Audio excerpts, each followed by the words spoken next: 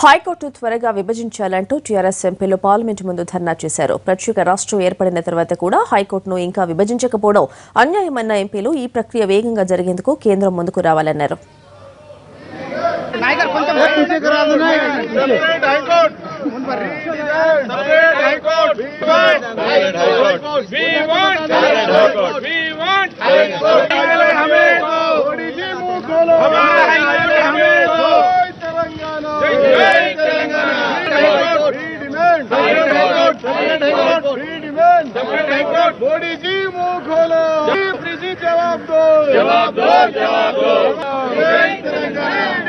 వెంటనే ఆ హైకోర్టు ఏర్పడాల్సినటువంటి అవసరం ఉంటుంది.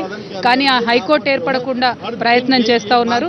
కాబట్టి హైకోర్టుని ఖచ్చితంగా మా హైకోర్టుని మాకు వెంటనే ఏర్పాటు చేయాలని చెప్పి మేము ప్రతి పార్లమెంట్ సెషన్లో కోరుతా ఉన్నాము. కానీ అదేవిధంగా మళ్ళీ ఈ పార్లమెంట్ సెషన్లో కూడా కోరుతున్నాం. కానీ ఈసారి హైకోర్టు ఏర్పాటు చేసేంత వరకు ప్రతిరోజు కూడా మేము పార్లమెంట్ని స్తంభింపజేసే ప్రయత్నం చేస్తాం తప్పితే మధ్యలో ఆపేదేమీ లేదు. కాబట్టి ఇప్పటికన్నా ప్రధానమంత్రి గారు ఈ మ్యాటర్లో ఇన్వాల్వ్ అవ్వాలి.